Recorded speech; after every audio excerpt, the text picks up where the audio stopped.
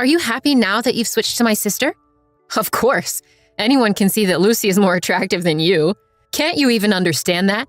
It was definitely the right decision to dump an old hag like you.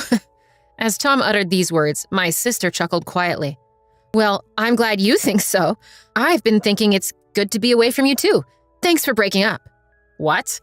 My name is Sophia. I'm a 40-year-old office worker. Until very recently, I had a boyfriend. His name is Tom, 2 years younger than me, and we met at a mixer party. I wasn't planning on attending the mixer, but my colleagues convinced me to go, just to make up the numbers. I had doubts about being the only middle-aged woman there, but all the men were 35 or older, and many were close to my age. I thought I could have a good time, and I had a lively conversation with all the men at the party. Amidst all this, it was Tom who was keenly interested in me. Tom and I had similar tastes, such as liking the same artist, smoking the same brand of cigarettes, and enjoying the same food. We clicked well, and Tom started inviting me out on dates and for meals. After that, we started dating and our relationship progressed smoothly. Sophia, your cooking is delicious. Thanks. Maybe it's because I've lived alone for so long, and I used to cook a lot as a substitute mother for my younger brother and sister. Oh, you have a sister too. I'll have to say hello to her sometime. At that time, I didn't think much of it, but now I feel that him mentioning only my sister, not my brother, hinted at his flirtatious character.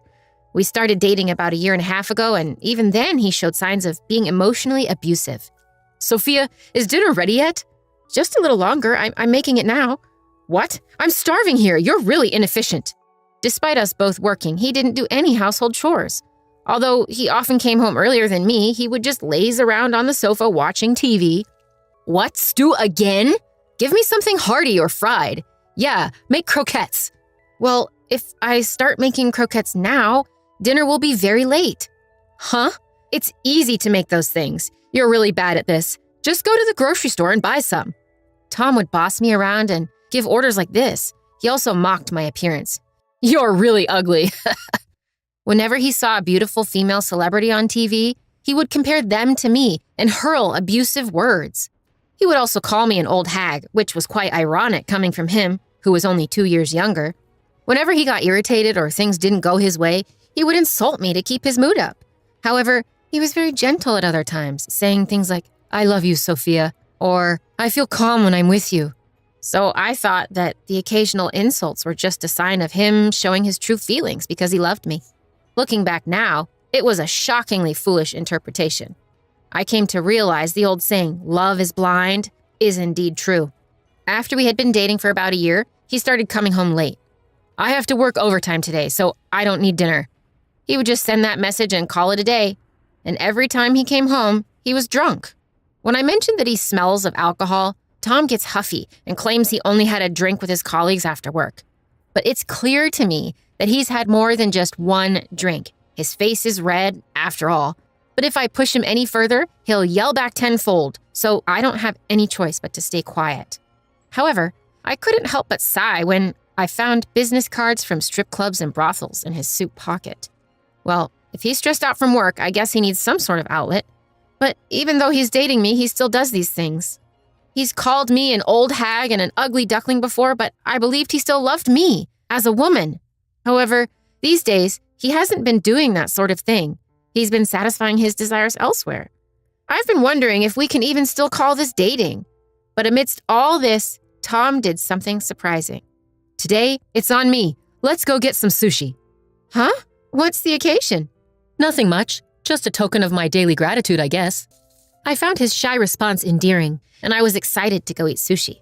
It wasn't high-end sushi, but it was delicious, as it's been a while since I last ate sushi.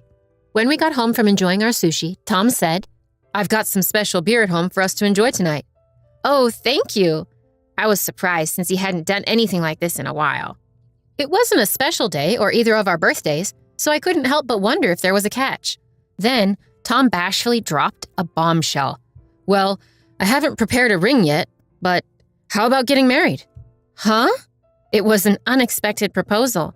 I was so taken aback that I couldn't respond immediately. As I sat there wide-eyed and stunned, Tom asked me, Is it no good? I was honest about how I felt. I'm sorry, it was so sudden, I'm shocked. I see. I was happy, but I had to voice my concerns. I'm thrilled you proposed, but you've said so many cruel things to me, right? And it seems like you go frequently to those nightclubs. Why did you propose to me despite all that?" When I asked, Tom responded while looking me in the eyes. "I guess it's because if I'm going to get married, I want it to be with you, Sophia. I've said terrible things to you, and I'm truly sorry. I've taken your kindness for granted. I promise I won't say anything to hurt you anymore. So I want you to marry me." Being told that so directly, I couldn't help but be swayed. I accepted his proposal right then. I was suddenly so happy at the thought of getting married. I couldn't stop grinning. But even then, our old patterns didn't change. "Hey, old lady, get me a beer, will ya?" "Hey, didn't we agree you wouldn't call me old lady?" "Ugh, you're such a nag. Sophia, old lady, both are more or less the same 6-ish letters." "It's not the same at all. You're always nitpicking. It's annoying." "That's because you're breaking your promise. You promised me when you proposed. If this is how it's going to be, I can't bear it."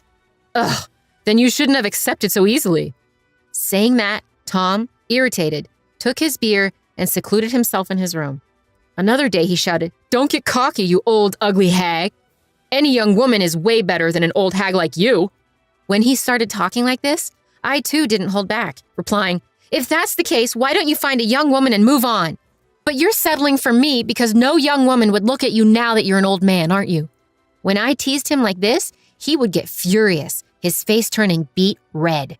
"Don't you have any sense of gratitude or awareness that you've been chosen? If that's how you want to choose, let's annul our marriage." "All right, let's call off the marriage." Saying so, Tom once again retreated to his room with a beer in hand. Looking back, he seemed to be drinking excessively around this time. Maybe his heavy drinking was what made him short-tempered and his words harsh. Still, the next morning he would apologize. "Sorry, it was my fault. I only have you, Sophia. Sorry for being such a lousy boyfriend, but I really want to marry you." When he said these sincere words, I, in the end, would always forgive him.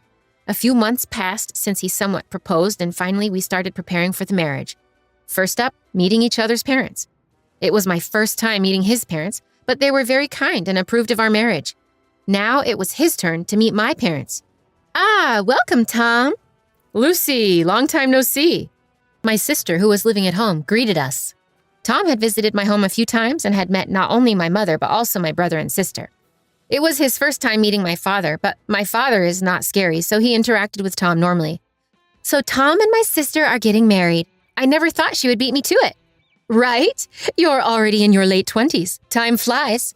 "Hey, Mom, stop teasing me about that." My sister puffed up in anger while my mom laughed maliciously. In fact, my sister and I have quite an age gap. She is currently 28.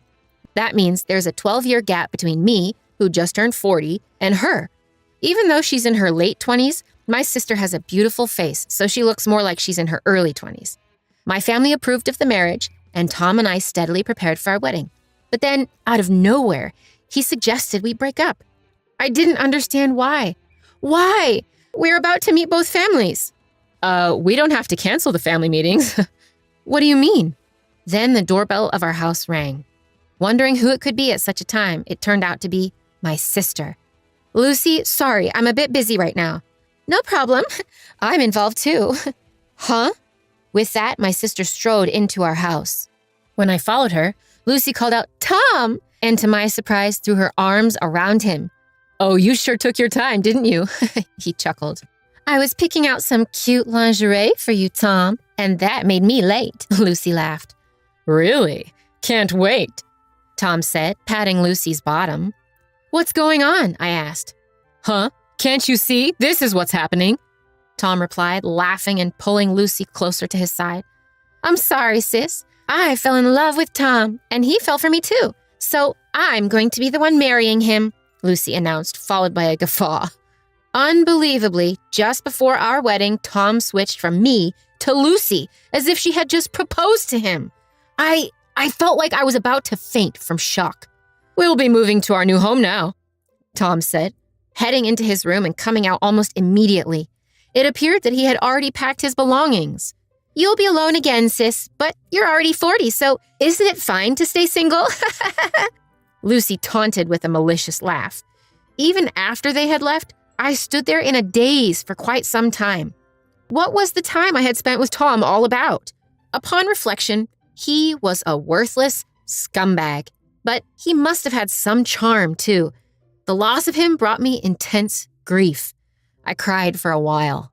It wasn't until I reached out to a friend and talked to my younger brother on the phone that I began to feel a bit calmer. As I calmed down, I was able to think more clearly. As my mind cleared, I felt pure anger rising towards Tom and Lucy. I wanted to pay them back, to make them regret Tom breaking up with me. With that in mind, I decided on a plan for revenge. When I told my brother about it, he agreed to help me. A few days later, the day came for the two families to meet.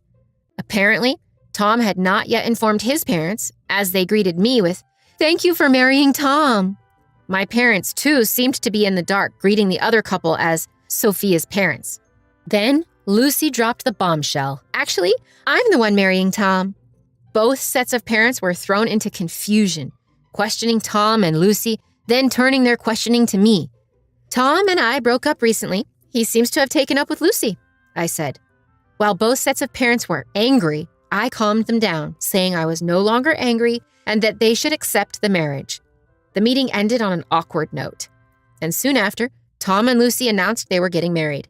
They seemed grateful that I had smoothed things over and invited me to the wedding. I attended the wedding not as the bride, but as a guest. As the ceremony approached and the room began to fill, I headed to the room where Tom and Lucy were waiting. When I entered the room, they were happily chatting. The place where Lucy sat should have been mine, but I no longer felt any envy. "Tom, Lucy, congratulations on your wedding," I said as I entered the room. They seemed surprised to see me, but quickly approached with smug smiles. "You really have some nerve, don't you? Any normal person wouldn't come to the meeting or the wedding after being dumped by their boyfriend for their sister." "You're definitely a bit off, aren't you?" Lucy added, grinning. I asked Tom with a gentle smile on my face, "Are you happy now that you've switched to my sister?" Then Tom burst into laughter and said, "Of course. Anyone would agree that Lucy is more attractive than you. Can't you see that? It was absolutely right to ditch an old hag like you." Hearing Tom's words, my sister Lucy giggled as well. "Good for you. I'm glad I'm free from you too. Thanks for breaking up with me." "What?" Tom seemed flustered, not expecting such a response from me. My proud sister, irritated by my composed statement, bit back. "Sophia, you must be envious. You're pretending to be strong, which is lame. You must be unbearably regretting that I took your boyfriend, right?"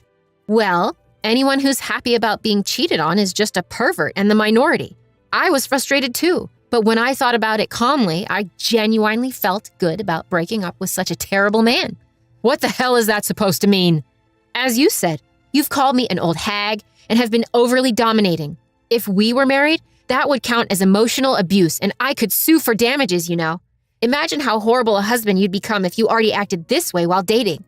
My sister's face turned pale at my words. "Emotional abuse?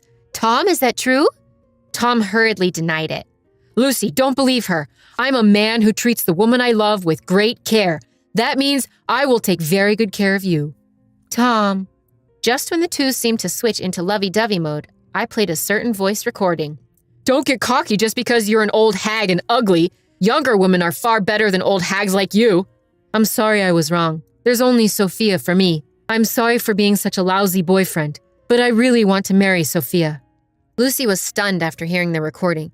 This is Tom's voice." "These are some of the things he said while we were dating.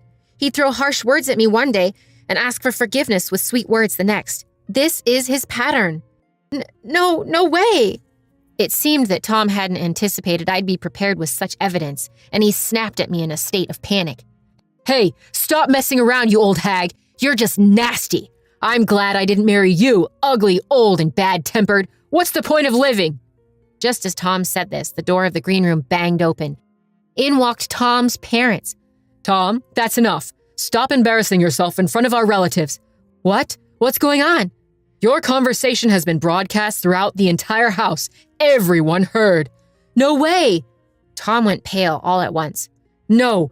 Is this some kind of a joke? My words were—" "Every attendee heard it all today. I'm disappointed to hear you're such a pathetic man, Tom. I'm going to apologize to the guests right now. Get moving." Tom's father grabbed Tom by the scruff of the neck, and he was ushered out of the waiting room. Lucy collapsed onto her knees, looking completely stunned, and hung her head. Both Tom and Lucy had paid a heavy price this time. They found no sympathizers among relatives, colleagues, and friends, all of whom distanced themselves. Tom, who worked in a predominantly female environment, seemed to have been demoted due to the scandal. Lucy, on the other hand, was warned by her friends that they couldn't hang out with someone who would steal her sister's fiancé, that their own boyfriends or partners might be next. As a result, no one invited her out anymore. However, once she found out that Tom was abusive, she seemed to have completely lost interest in him, and they ended up breaking up. But since they had already submitted their marriage license, they became divorced almost instantly after having spent a fortune on the wedding. Lucy was cut off by her parents, brother, and me after the incident and is now reportedly forced to live a frugal life in a cheap apartment working as a freelancer. Now, the reason why our conversation was broadcast throughout the venue at the wedding was because of a favor from my brother. He owns a company that handles sound systems, not just for large-scale events and concerts, but also for most of the weddings in our area. The venue for Lucy and Tom's wedding was handled by my brother's company. So he explained the situation to the staff beforehand and had them put a small pin microphone on me to broadcast our conversation to the venue. I didn't expect Tom to make such a spectacle of himself, but the plan was a complete success, and I had my revenge. Afterwards, I decided to throw myself into my work. I was promoted and was put in charge of a project where I ended up dating a man from a client company. He is the same age as me and is divorced, but it seems the reason was his wife's infidelity. He is very kind, doesn't change his attitude suddenly or make harsh remarks, and always speaks to me gently. We haven't talked about marriage yet, but I feel like I can be with him for a long time. But I'm not hung up on marriage anymore, so for now, I'm going to fully enjoy the time I spend with him.